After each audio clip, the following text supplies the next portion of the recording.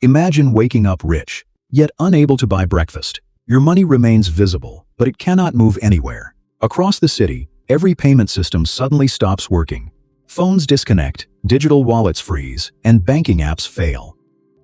Cash machines reject everyone, regardless of their account balance. Cards fail, scanners freeze, and checkout lines stop moving. Within minutes, the modern economy stands completely still. This is when Alex discovers how fragile convenience really is.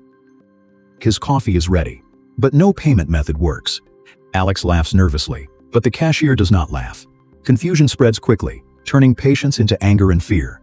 Everyone searches for another machine, but every machine fails. People grab water, food, medicine, batteries, and basic supplies.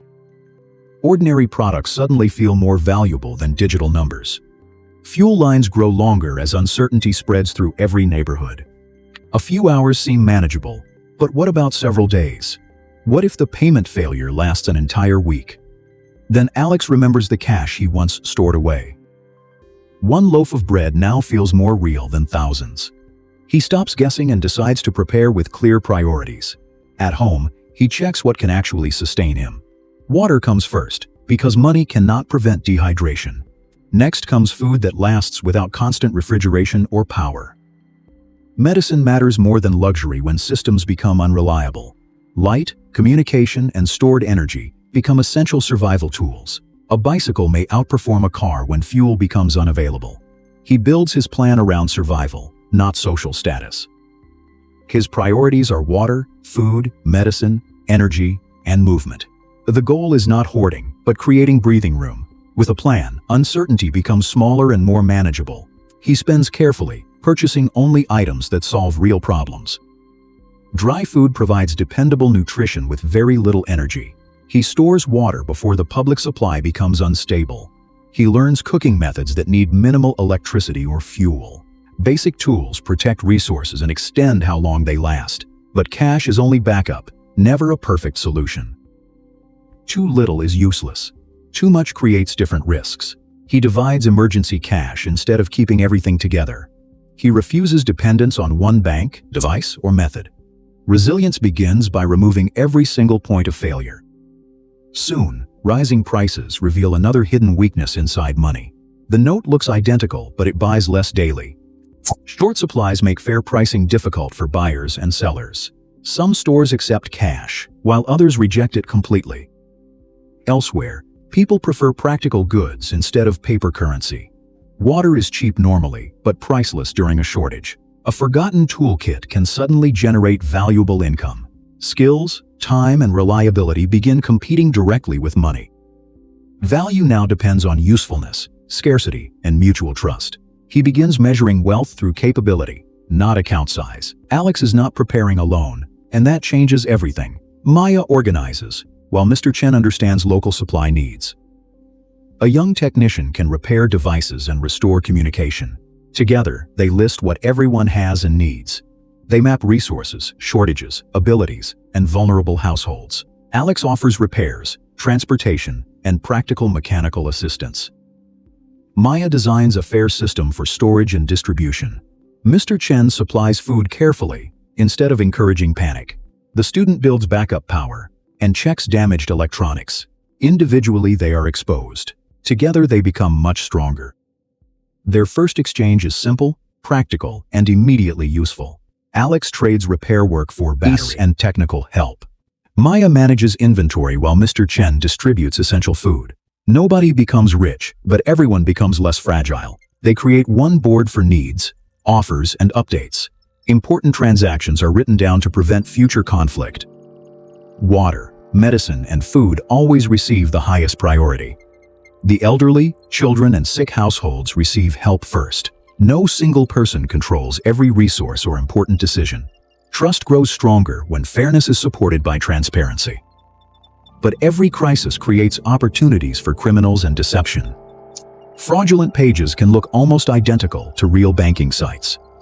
They request secret information and pressure victims to respond quickly. Others promise instant cash through unrealistic cryptocurrency exchange deals.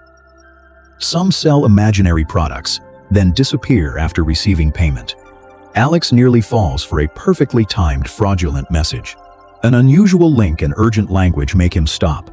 The neighbors verify serious claims through several trusted sources.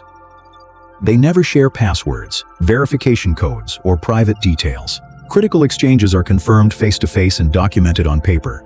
Alex finally sees finance as a system, not numbers. Banks depend on electricity, communication, transport, stores, and trust. When terminals fail, they use cash or written credit. When transport fails, they purchase from nearby local producers. When fuel disappears, bicycles keep people and supplies moving. When the grid weakens, solar power protects essential equipment. When networks fail, radios and fixed meeting points remain. Alex teaches safe water storage and careful household conservation. Maya creates schedules so supplies move predictably and fairly. Small solutions become powerful when connected into one system. Then another crisis arrives. Electricity fails across the city. Stores close, streets darken, and distribution lines form again. This time, the neighborhood is prepared instead of helpless. They release supplies according to verified household needs. Medical supplies prevent small problems from becoming serious emergencies. Backup power keeps essential lights and communication equipment operating. Bicycles deliver supplies where motor vehicles cannot travel. Skilled cooks transform limited ingredients into efficient shared meals. Verified information replaces dangerous rumors spreading through frightened crowds. Preparation cannot remove hardship, but it prevents immediate chaos. Still, fear and scarcity can make cooperation extremely difficult. Some offer false goods, hoping urgency hides the deception. Others attempt to sell fear at an unreasonable price. The community checks products and documents every serious trade. Important decisions require shared authority, not individual control. Transparency protects trust when emotions threaten to divide everyone. A full safe means little without clean drinking water. A digital fortune cannot purchase dinner through a disabled device. Useful skills keep producing value when formal markets stop. Resilience grows when businesses and residents cooperate openly. Eventually, electricity returns and payment systems slowly recover. Machines glow again, and successful transactions bring visible relief. But Alex and his neighbors refuse to forget everything.